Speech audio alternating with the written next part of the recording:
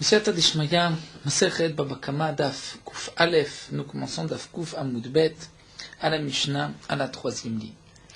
La Mishnah nous enseigne à noten tsemer la tzaba, un homme qui donne de la laine, la tzaba, à celui qui va teindre la laine, à un teinturier vikdicho yoré.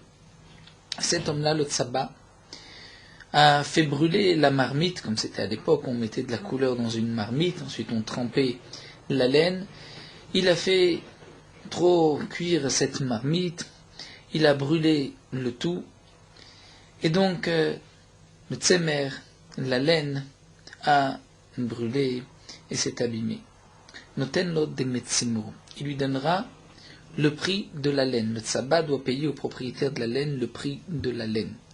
Et là nous dit Rashi, il n'y a pas de shvar, c'est-à-dire la laine n'a pas pris de la valeur, étant donné que la laine a brûlé, et donc on ne fera pas la différence que nous verrons par la suite si le shvar est plus important que la itzia. Donc il doit rembourser le prix du tsemer.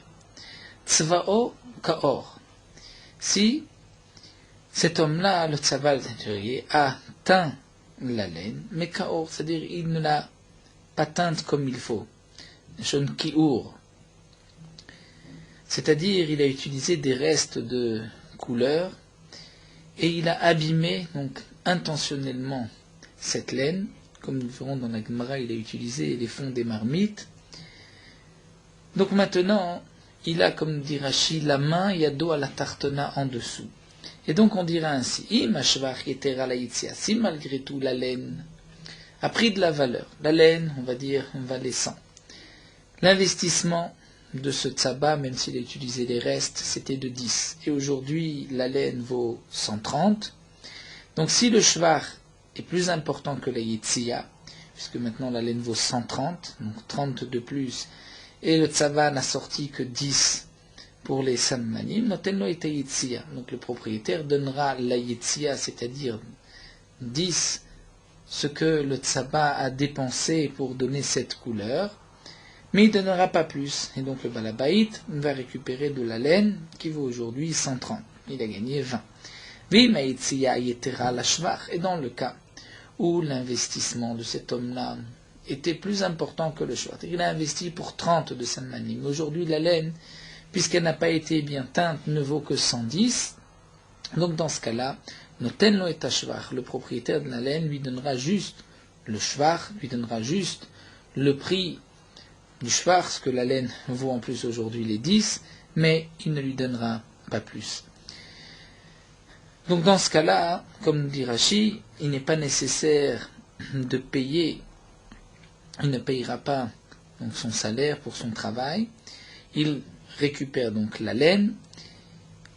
On ne dit pas que le teinturier, le tzaba, doit payer le prix de la laine, étant donné que là, il n'a pas changé de couleur, donc il n'y a pas eu de chinouille, il n'a pas pu acquérir la laine, donc la laine reste la propriété du balabaïd, du propriétaire de la laine, et au balabaïd de donner ou bien le shvar ou la yitzia, c'est-à-dire il donnera le moins, étant donné que l'ouvrier ici a endommagé la laine volontairement, donc il y a d'eau à la tartona.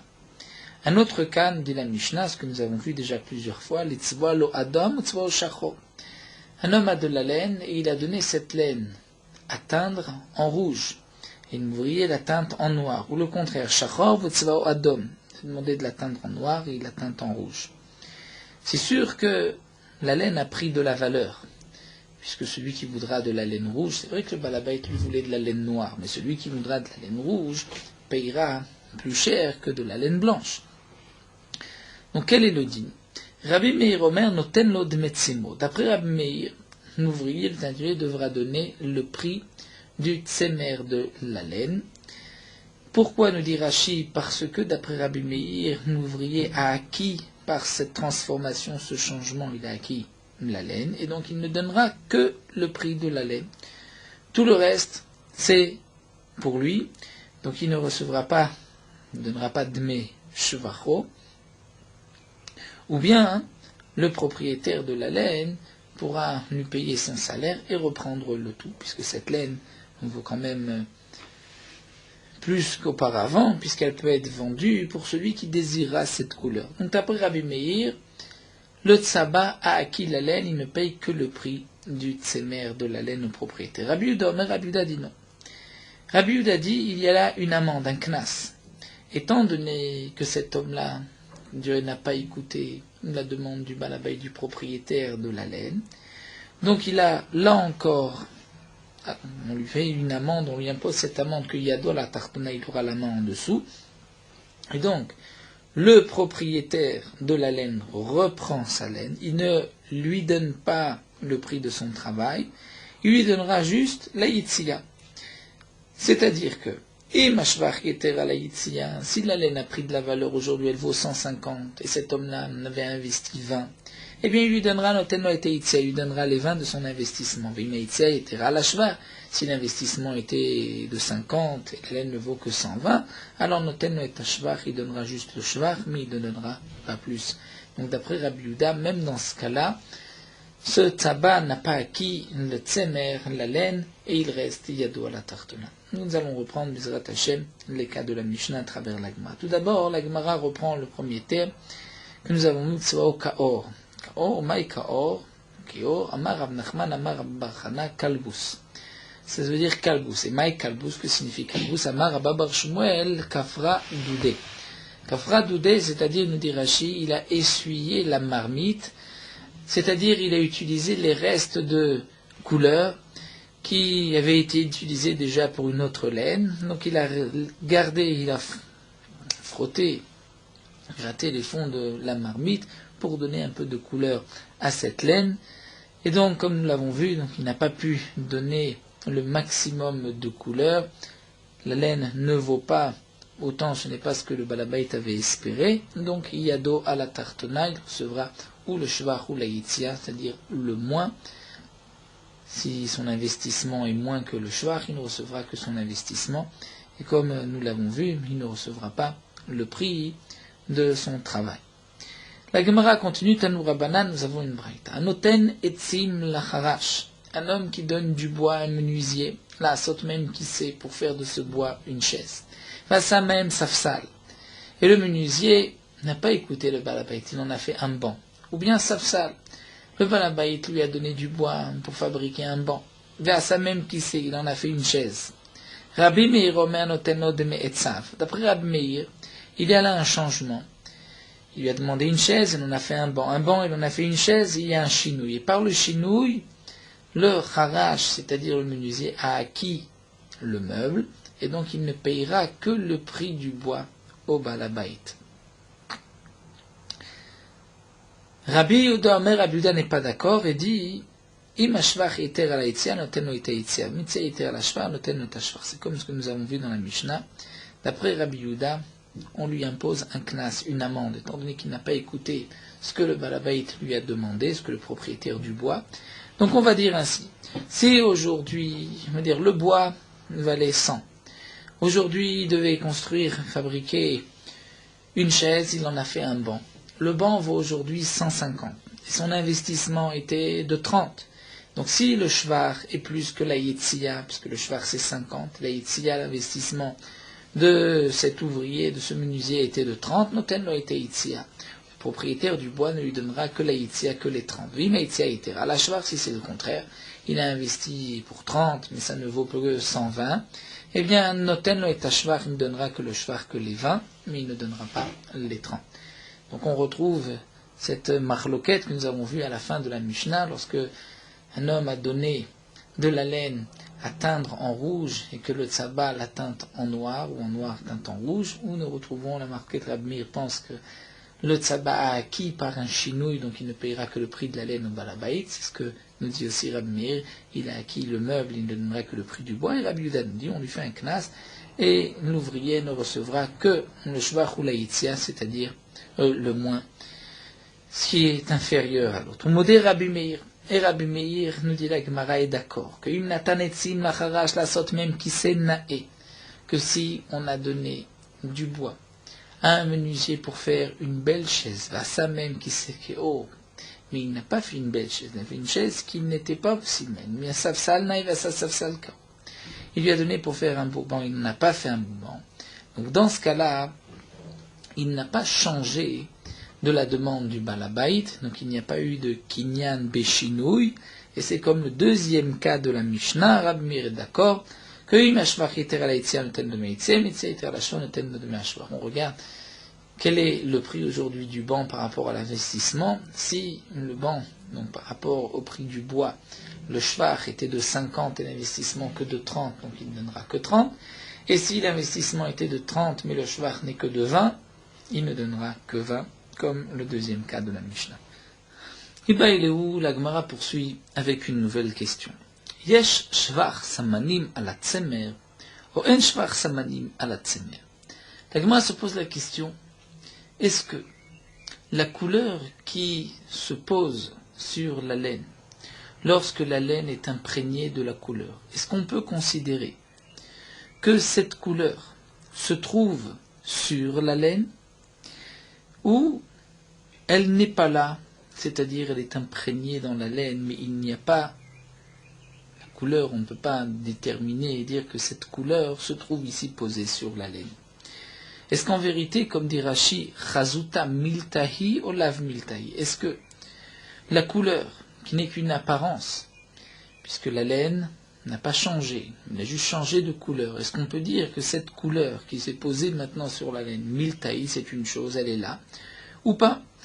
C'est-à-dire, nous allons voir quelle est la conséquence de cette question, et Chidame demande à Agma de quel cas il s'agit. Tout d'abord, on envisage Ilima de Gazal Samanim. Un homme a volé des samanim, c'est-à-dire, c'était les plantes, on faisait de la couleur à base de plantes. Donc il a volé ces samanim, ensuite de la kinou, il les a moulus, écrasés, petarinou, il les a ensuite trempés dans de l'eau, comme c'est l'habitude, et ensuite Tsava Baem, il a teint de la laine qui lui appartient, et la question est de savoir est-ce que Yesh Svar Samanim ala Tsemer, donc Chazuta Miltaï, ça peut lui dire je reprends, rends-moi ma couleur, donc je reprends ma couleur avec la laine ou pas. Si c'est ainsi, si c'est là la question, la Gemara tout de suite arrête le développement et dit mais Tipokle Mishum Deknubeshinu, de toutes les manières, le propriétaire des samanim ne peut pas récupérer sa couleur, étant donné que celui qui a volé les samanim a acquis les samanim par leur transformation lorsqu'il les a moulus, qu'il les a trempés dans de l'eau. Donc, on ne peut pas expliquer ainsi. L'Otsricha, on continue, on va expliquer dans le cas des Gazal Samanim Shruim. Il a volé des Samanim Shruim, il a volé de la couleur. Les Samanim avaient déjà été trempés, déjà préparés, et ensuite, ça va Béou. Avec cette couleur, il a teint de la laine. Et là se pose la question, Maï, quel est le din? Est-ce que Yesh Svar Samanim al Gabetsem, est-ce qu'on peut dire que la couleur est posée sur la laine? Et donc, de Amarle, le propriétaire des Samanim, va dire au voleur, Havli Simanaï de Shakaltinu, rends-moi les Samanim, que tu m'as pris, tu m'as volé les Samanim, tu dois me les rendre. Donc, rends-moi les Samanim. Nous verrons dans la Gemara comment va-t-il les lui rendre. Il dit, voici les Semanim, ils sont là, ils sont posés sur cette laine, donc rends-les-moi. Odilma, ou peut-être que non, En Shvar Semanim al Gabat Semer. On ne peut pas dire que les Semanim, le Shvar des Semanim se pose et là sur la laine, et donc d'Amarle, le voleur va lui dire, Letler Gabae Velomile, tu n'as rien chez moi. C'est vrai qu'il y a là de la laine qui est colorée, mais cette couleur, ce n'est pas les Simanim que je t'ai volés. Alors la Gemara continue et essaye de comprendre, mais Amré, on a posé, on a dit, mais si Vei en Shvar Simanim al Gabat Semer, si il n'y a pas de Shvar Simanim al Gabat Semer, c'est-à-dire si on considère que les Simanim ne sont pas là posés sur la laine, alors Mimatse Amarle letlar Gabae Velomide, est-ce qu'il peut lui dire, je ne te dois rien? Et bien sûr, tu lui as volé des samanim, tu dois lui rendre des samanim. Nimale, il va lui dire, alors avli semané d'afsiditinu, rends-moi les samanim que tu m'as fait perdre. Ils ont disparu. C'est vrai que toute la couleur s'est posée maintenant sur la laine, et que on considère que la couleur n'est pas là, elle n'est plus là, c'est juste une apparence. Donc ce ne sont pas mes samanim qui sont sur la laine, malgré tout, rends-moi mes samanim. Donc, c'est évident, nous dit l'Agma, qu'il ne peut pas lui dire « Let le gabav le midi, je ne te dois rien ». La question, elle est hargissa. C'est en vérité dans l'autre sens, de dire « En shvar simanim al gabat semer ». La question c'est, est-ce que En Shvar Siman Gabbat Semer ou Baeshumele, donc à ce moment-là, il doit payer. Donc payer, c'est sûr qu'il doit payer. La question est de savoir, si on dit que En Shvar Simanim, c'est-à-dire que la couleur n'est pas là, c'est vrai que la laine est colorée, mais on ne peut pas dire que les Simanim se trouvent ici sur cette laine. Donc il doit payer le prix des Simanim. Odilma ou peut-être, Yesh Shvar Simanim al Gabbat Semer. On peut dire que cette couleur qui se trouve sur la laine, c'est effectivement les Simanim qu'il a volé. Fait Amarle, et donc le voleur peut dire Amanche Kamach. Voici que les Simanim sont ici posés devant toi sur la laine. Chaklinu, prends-les. Demande l'agma comment Chaklinu, comment peut-il les prendre? Mais Chaklé, comment il va prendre? Comment va-t-il prendre la couleur qui a été imprégnée dans la laine? L'agma répond Betsafun, c'est-à-dire il va utiliser du savon. Mais demande l'agma Tsafun, bar. Le savon va enlever la couleur de la laine, mais en vérité, Hashava lo avid, il ne lui permet pas de récupérer sa couleur.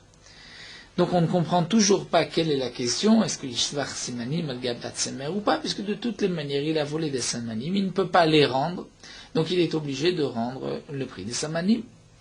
Elle, alors la Gemara reprend Achab Maskinan. Voici dans quel cas la question se pose.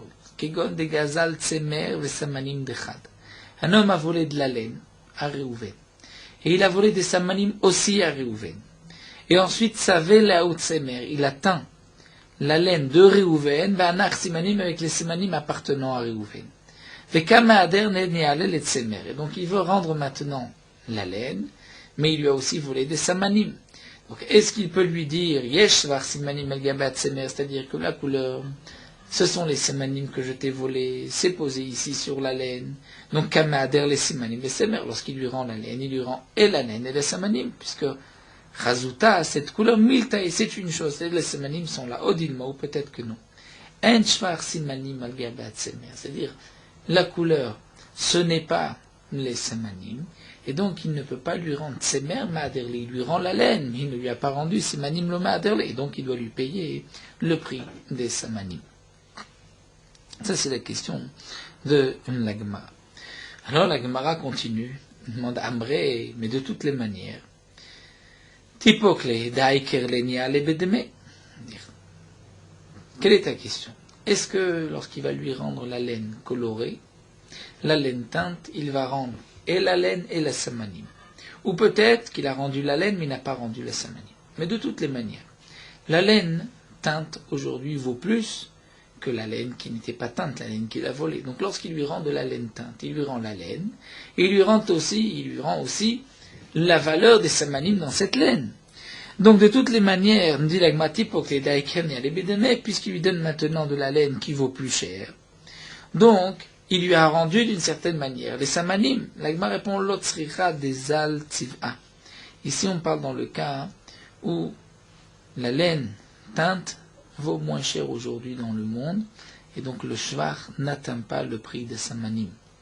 Donc le Nixal, celui qui a été volé, nous dit Rashi, va dire, mais moi j'aurais vendu les Samanim, ou j'aurais pu teindre un habit, et maintenant, puisque tu atteins la laine, tu ne me permets pas de faire ce que je voulais faire avant, mais donc, j'ai perdu, tu m'as fait perdre. C'est vrai que tu me rends de la laine teinte, mais cette laine-là n'a pas la valeur, c'est-à-dire la différence. Le plus que vaut cette laine aujourd'hui ne vaut pas le prix des Samanim que tu m'as volé. Et donc là, on revient donc à la question, est-ce que Yishvar Samanim à la Tsemer ou pas? Ou bien encore, je peux t'expliquer la question. Kegon Shetzava Beu Kofa. C'est-à-dire, d'après la première explication de Rashi, il a volé un singe et des Samanim. Et il atteint le singe. Et ensuite, il lui rend le singe qui a été teint. Il est évident que le singe n'a pas pris de la valeur parce qu'il a changé de couleur. Un singe qui était marron et qu'on l'a coloré en rouge ou en violet, le singe n'a pas pris de valeur. Donc, il ne peut pas dire « je t'ai rendu le singe et je t'ai rendu aussi le prix des Samanim ». Ou encore, d'après une autre explication d'Irachi, non pas Kofa Kof, mais Koupa Shenetzarim, une sorte de panier en osier. Ravina Amar, Ravina dit, Ravina vient expliquer la question. Est-ce que Yeshvar Simanim ala Tsemer? Et Ravina nous dit, il ne s'agit pas d'un voleur ici. On parle que le Tsemer, la laine, appartenait à Réhouven. Mais les samanim, les couleurs appartenaient à Shimon. Et Kaatekov, vient un kof, un singe. Donc on ne peut pas rendre responsable le singe. Vetsav, laout semer, banar simanim. Et lui attend la laine de Reuven avec les samanim de Shimon. Donc maintenant Shimon réclame ces samanim. Est-ce que yeshvar simanim al gabeat semer? Est-ce qu'on considère que les samanim sont maintenant posés sur la laine? Lorsqu'on voit la laine teinte, on va dire tiens, il y a de la laine et des samanim ici. Et donc, des amarlé, Shimon va dire à Reuven, avli simanae, des gabar, nous, rends-moi mes samanim, ma couleur, puisque ma couleur se trouve chez toi. Chazuta miltaï, odilmo, peut-être que non, en shvar simanim al gabeat semer. Donc, ce n'est qu'une couleur, mais les simanim ne sont plus là, on disparaît, vers Marley, et donc Reuven peut dire à Shimon, tu n'as rien chez moi. Et là, il ne peut pas réclamer les simanim shikun, puisqu'il s'agit d'un singe, et le singe n'est pas responsable.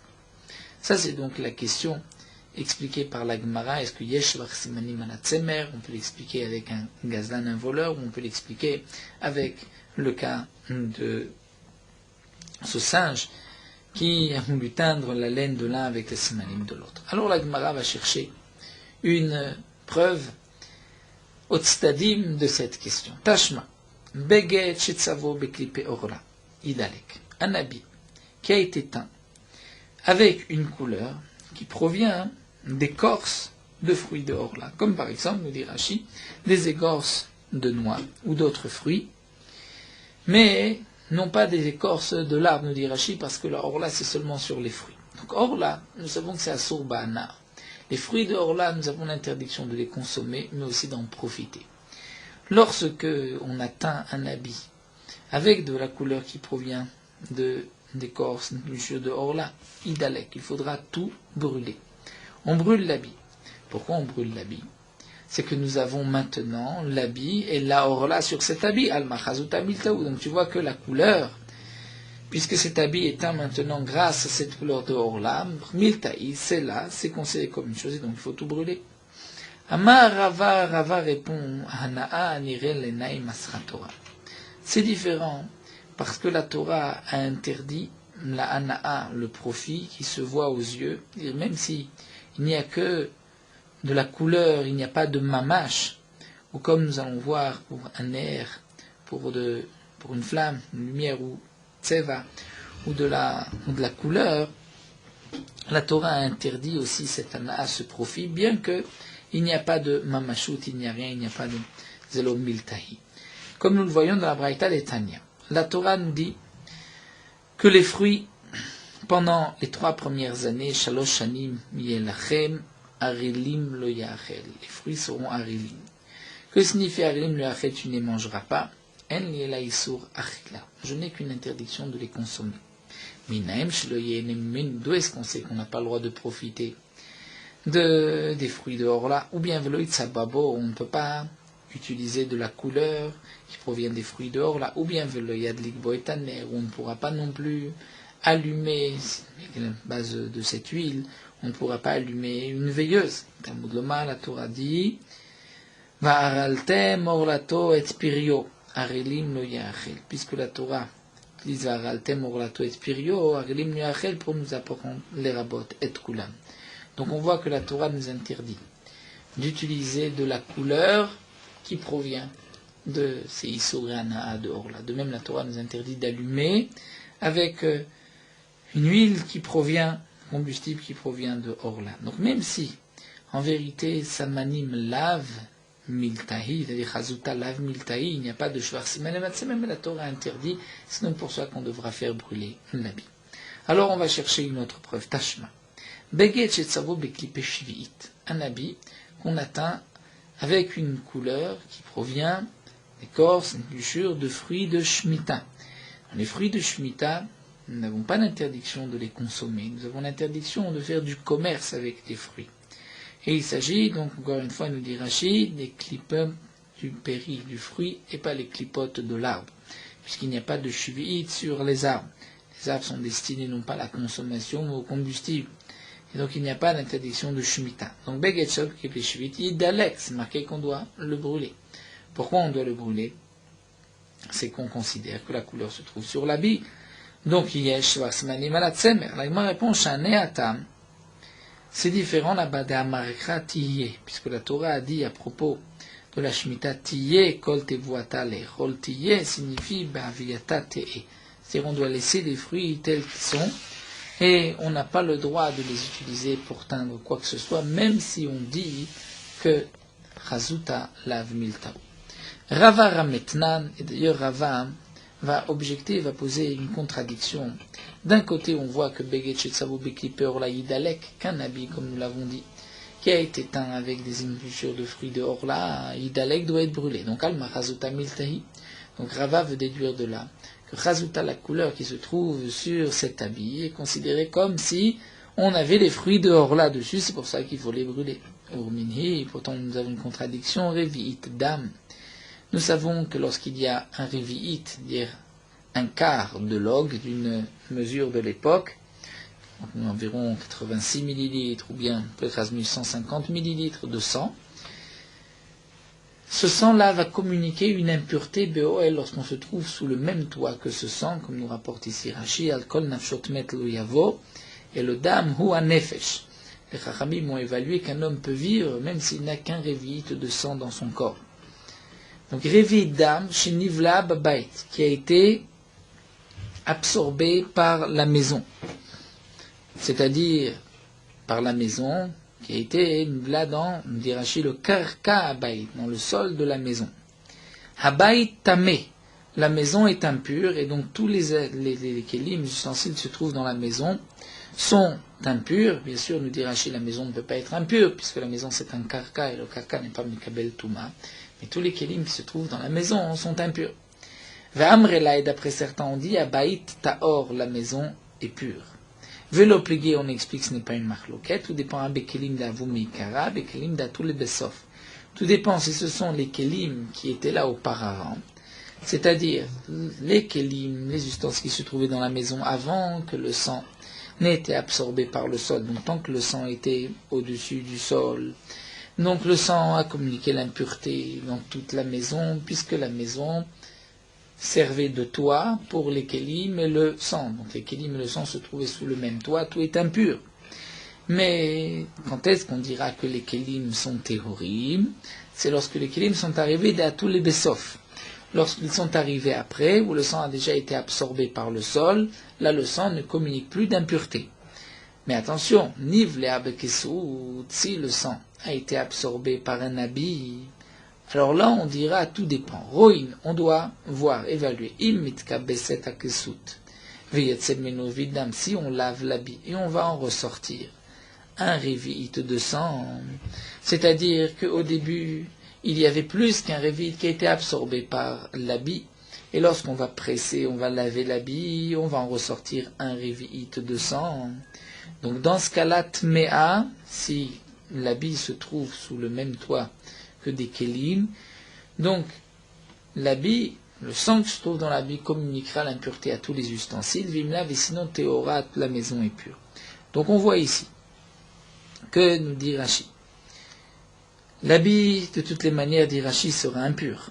Il ne s'agit que, l'habit a touché le sang, mais il s'agit d'une impureté BOL où il nous faut un révit. En tout cas, on voit que s'il n'y a pas un révit, on ne peut pas sortir un révit de cet habit.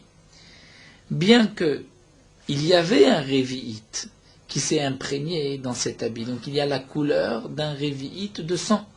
Et donc on devrait dire que Chazuta, d'après ce qu'on avait vu par rapport au Beged de Orla, Chazuta milta'i, c'est qu'on disait, c'est une chose, il y a là un habit avec du sang, donc il y a du sang qui est posé ici, donc on devrait dire que toute la maison est impure. Si tu vois que la maison est pure, c'est que donc, Chazuta, lav milta'i, c'est la contradiction que pose ici Rava. Amar Ravkana répond, Mikule riviyot shanukan, bedam tevusa de Rabbanan. Ravkana répond, ici il s'agit d'une kula d'un revi'it. Il s'agit, par exemple, d'un dam tevusa qui n'est impur que midé Rabbanan. C'est pour cela que les Khamim ont été mekil, plus indulgents, ont dit que si on ne peut pas sortir un revi'it, il n'y a pas de touma. Que signifie le dam tevusa? Rashi nous dit, c'est un homme qui a été tué et qui est sorti un revi'it de sang de son vivant. Et lorsque, c'est-à-dire de son vivant et au moment de sa mort, et nous avons un safek, est-ce que tout est sorti Donc de son vivant ou c'est sorti après sa mort. Donc puisque c'est, comme il dit Rabbanan, cette impureté du Dam Tuvusa, c'est pour cela que les Khamim ont été plus indulgents et on dit qu'il n'y a pas d'impureté si le révit se trouve sur l'habit, on ne dira pas que Chazuta Milta'i. Donc ainsi la Gemara conclut cette question que nous avons vue, est-ce que Chazuta Milta'i ou pas. Donc la Gemara n'a pas donné de réponse. On a essayé d'apporter des preuves, on a refuté les preuves, et nous avons vu en vérité que Rava lui-même a posé la contradiction de Chazuta Milta'i ou Lav Milta'i par rapport à Klippé Orla.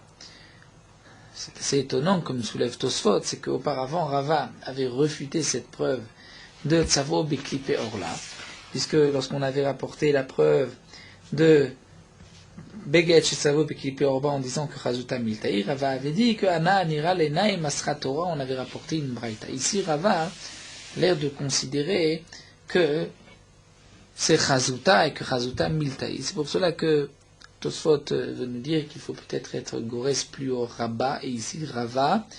Bien même si on est Gores Rava, plus haut c'était juste un dirou, il veut dire il n'y a pas de preuve. Mais peut-être que Rava pense ici qu'effectivement Chazuta Milta'i. La Gemara continue, Rava Rame Tanan. Rava va objecter, va poser la contradiction entre deux Mishnah. D'un côté c'est marqué, Mimin Atzovim, par rapport au dinim de Shvi'it, de Shemitah, de la 7e année. Nous avons vu que la 7e année concerne les fruits qu'on mange, donner à manger à l'homme, aux bêtes, et aussi lorsqu'on peut utiliser les fruits des plantes pour de la couleur. Miminat Sovim, ce qu'on va utiliser pour faire de la couleur. Sphiré, Séti, Sétim ou Sétis, c'est-à-dire des sphirim de Sétim. Rashi donne traduit une sorte de safran. Vekotsa, et Kotsa, Rashi traduit aussi comme étant une espèce d'herbe qui est utilisée pour faire de la couleur. Donc il y a sur ces deux plantes, Yesh Lahem Shvit, il y a un digne de Shemitah, on doit respecter la Shemitah sur ces deux plantes puisqu'on peut en faire de la couleur, Veladmem Shvit.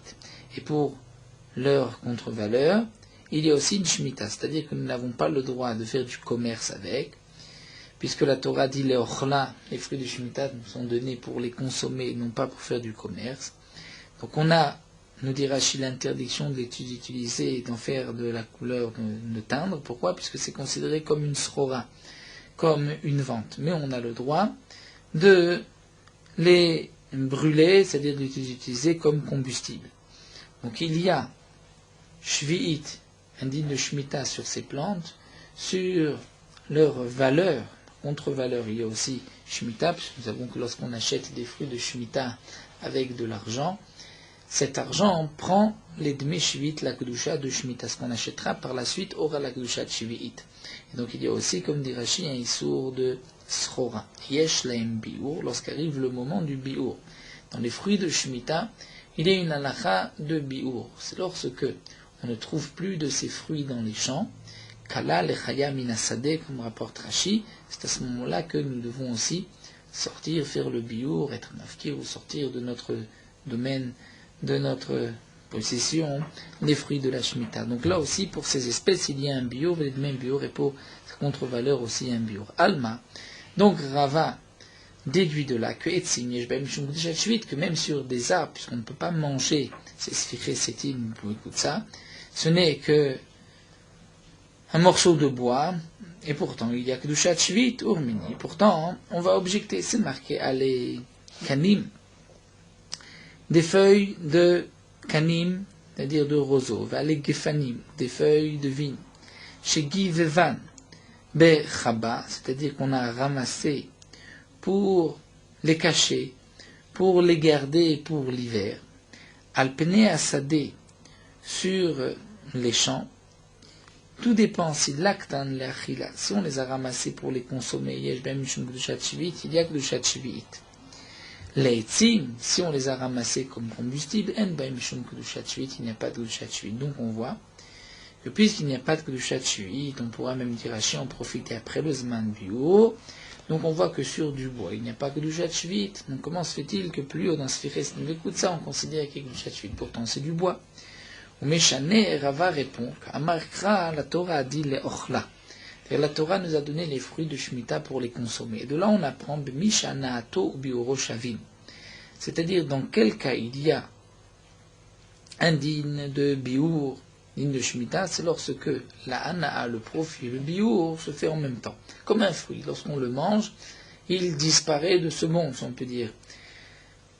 Au moment où on en profite, il est Kala Minaolam, disparaît d'ici. Donc, c'est sur ce fruit-là qu'il y a une Kedushat Shvit. Il y a Tsuetzim, alors que le bois, Ana'atan Achar Biuran, on en profite, mais après le bio, puisque le bois, d'abord on va le brûler, on va en faire des braises, nous dit Rashi, et ce n'est que lorsque nous avons des braises qu'on va profiter de la chambre, on va profiter des braises. Mais lorsque nous avons les braises, nous n'avons déjà plus le bois a déjà brûlé. Donc puisque le profit se fait après le bio, après qu'il disparaît de ce monde, eh bien c'est pour cela qu'il n'y a pas de Kedushat Shvi'it sur le bois. Et donc la réponse à la Gemara ici, la suivant la question de Rava, est que comme nous dit Rashi, pour les minet tzvaim, c'est-à-dire pour ce qui nous donne de la couleur, la na'a, le profit et le biour se fait en même temps. C'est-à-dire lorsqu'on va faire chauffer la marmite, à ce moment-là, l'herbe va se désintégrer, disparaître, et c'est là que la couleur va prendre. Donc on a la na'a et le biour en même temps, et donc c'est pour cela qu'il y a que le shvit. Donc la réponse à la question de Rava, c'est que Sphiré et Sitis Mekotsa, ce ne sont pas des bois habituels, c'est-à-dire on ne les utilise pas comme combustible, on les utilise pour la couleur. Donc pour le combustible, c'est vrai que la hana'a vient après le biour. Une fois que le fruit disparaît, l'arbre, tout disparaît, c'est là qu'on va en profiter. Alors que pour les tzvaïm, pour la couleur, c'est en même temps, et donc il y a que le shvit. La Gemara pose la question, Vaïka etzim de mashran. Pourtant il y a du bois qu'on peut utiliser pour éclairer, c'est comme une torche. Donc on peut prendre un bout de bois, l'allumer, et on va en profiter au moment où il brûle, puisqu'on va profiter de la lumière et pas de la chaleur une fois que nous avons des braises. Donc, Vaïka etzim des mashran, d'anatan buran shavé, nous avons des arbres, du bois, donc il nous donne de la lumière, où la hana'a et le bio se fait en même temps, et donc il devrait y avoir aussi Kedushat Shvit. Amarava, Rava répond, stam etzim la saka enundi. Que, en général, stam etzim, le bois en général, la saka enundi n'est utilisé que pour se réchauffer avec et pas pour servir d'éclairage. Donc les etzim, tout bois est considéré dès le départ comme étant du bois, comme combustible pour chauffer, et donc il n'y a pas de Kedushat Shvit puisque la na'a se fait après le bio. Alors que Sfiche Setin Vekotsa, en général c'est utilisé les tzivia comme couleur, donc c'est pour cela qu'il y a une Kedushat Shvit dès le début. Nous allons nous arrêter ici, la Gemara continuera avec Rav Kahana pour savoir est-ce que Stam Etzim, la Saka, est-ce que le bois est utilisé comme combustible ou pour autre chose. C'est une Machloket Tanaïm, comme dira Rav Kahana. Nous nous arrêtons là et nous terminons avec Meorot Halacha sur Daf Kuf Aleph. Les poskim sont en Machloket. Si on a fait monter un Kohen, un Lévi et un Israël, est-ce que l'on peut ensuite faire monter encore une fois un Kohen, un Lévi et ensuite un Israël? D'après le Shulchan Aruch, puisqu'on a fait appeler en premier un Kohen, ensuite un Lévi, ensuite un Israël, on peut reprendre l'ordre Kohen-Lévi, et lorsqu'on fait monter le Kohen, on va préciser, bien qu'il est Kohen, Afalpish ou Kohen, il va monter en quatrième montée, même en cinquième montée. Et lorsqu'on fera monter le Lévi, on dira Afalpish ou Lévi, et c'est ainsi le minag dans beaucoup de Kehilot chez les Sfaradim. Le Rama, lui, par contre, pense comme ceux qui disent qu'on ne fait pas monter un Kohen ou un Lévi dans les autres aliyot. On ne fait monter qu'en première ou deuxième montée. Le Mishnah Bura dit que même si les 7 appelés sont 7 personnes qui généralement montent, sont déjà montées, qu'on fait des mosifim, qu'on rajoute, le minag est de ne pas faire monter un Kohen ou un Lévi, même dans ces montées de mosif. C'est seulement dans la dernière aliyah, celui qui termine la paracha, ou l'aliyah de Maftir, qu'on peut faire monter un Kohen ou un Lévi.